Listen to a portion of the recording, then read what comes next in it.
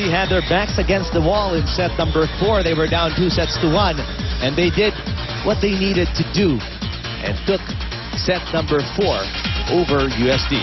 It could have gone any other way, but you know what? I think what lacked, USD's game was there. Only what lacked was there were a few instances na talagang single block lang yung iniiwan nila to defend the attackers of LaSalle, which really didn't help their cause. But on top of that, sinuwerte din naman yung LaSalle, no? Ang daming breaks ng game that went their way. There were several times USD looked like they were going to run away with it, establishing a 3-point advantage, pero there were some unforced errors that USD committed, ano? Yung mga short dumps and tips nila, Banatikla and also from Maizo. And of course, the offense of LaSalle started to click when they finally got their first ball properly. And we mentioned that earlier, that it was one of the problems that LaSalle had.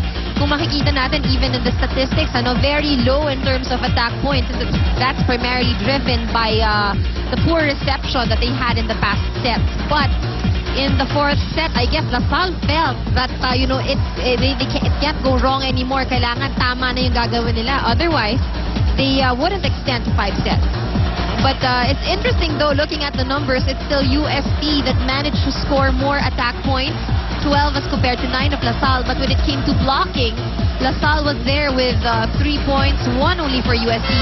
Pero pagdating din sa unforced errors, this is what we mentioned earlier, 8 for LaSalle and there were about 11 for USD. So something that they should really think about coming to the 5th set, which is only up to 15.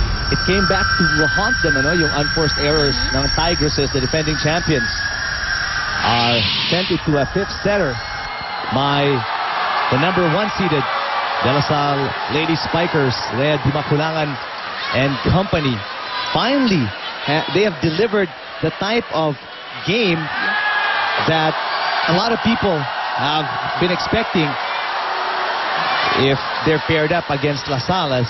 It seems in the commotion there was a fan taken outside by the security. USA, we want to hear you! And now both teams are on even playing fields, each having 2-set wins. This 5th set could go either way.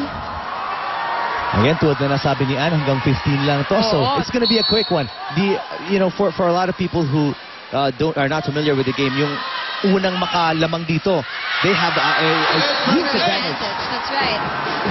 It's not like a set which lasts up to 25.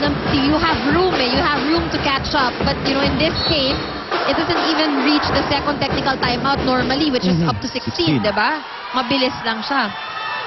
Dimakulangan loaded yung serve. Mercado, good approach. Oh, what a tip by Maizo. Maizo in the front. She will have an advantage, and she delivers 2-0, set number 5. That is very good presence of mind for Aiza Maizo, keeping it very simple. Let's see how USD was thinking coming into set number 5. Let's listen into Maan Panganiban. Yes, Eric, last-minute instructions by Coach Shaq coming into the 5th set. Huwag tayong magulat sa papakita ng DLSU. Natalo na natin silang 2 sets. Ibig sabihin, kaya natin silang talunin. And you know how classic a 5th set is when it's DLSU, USD on deck. We have to get that momentum early on. Kung kayang lumamang bago mag-change court, gawin natin. Let's start with that service. Kargahan natin para hindi sila makagawa ng maayos na ofensa. And Eric, surprisingly, the Tigresses weren't even stiff off that huddle. They were even singing together before going to the court. Eric and Ann? Thanks, man. I did see them. Tumatawa pa nga si Maizo coming off the timeout and going to the court. It seems like they were enjoying something. And that's a good sign, actually. It just means na walang pressure for the Lady Tigers. And, coming into the game, medyo loose lang sila. Maizo. Block.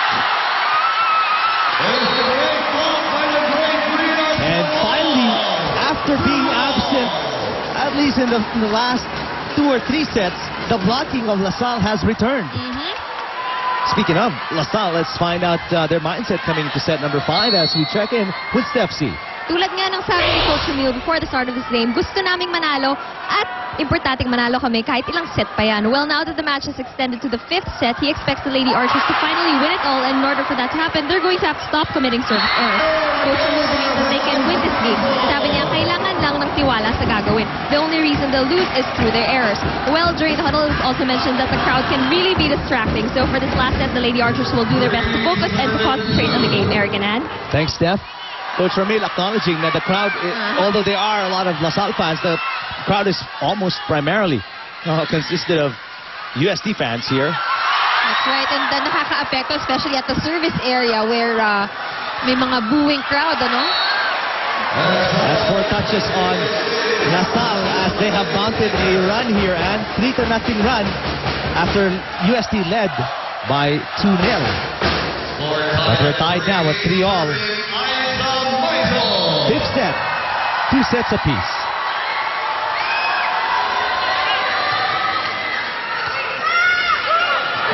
Mercado. Look at it!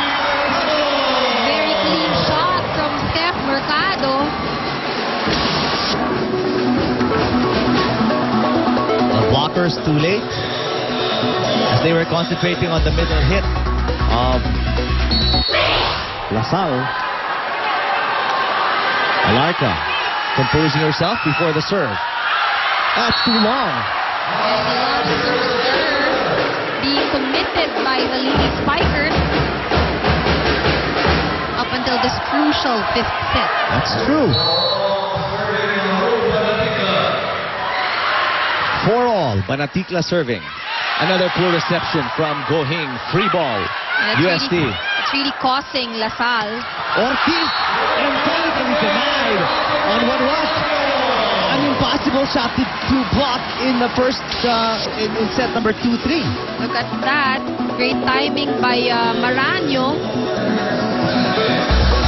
That shot very effective for UST in the previous sets. But tabasan na ng LaSalle, no? Here in set 5. Lady Spikers up. Free ball. That's going to be out. So it's up by 2 now. LaSalle 6 and UST 4. Now LaSalle is taking it 1 at a time. Like what we said, ang importante dito sa 5th set, no, yung unang makalamang would have a bigger advantage over the other team. Ooh, that's way too strong. Solid serve sailed out for Steph Mercado. Second consecutive serve held by LaSalle now. Automatically, they just threw away. That's right. And it's an easy point for UST. And here comes Gonzalez again, and that tough serve that LaSalle's been struggling against.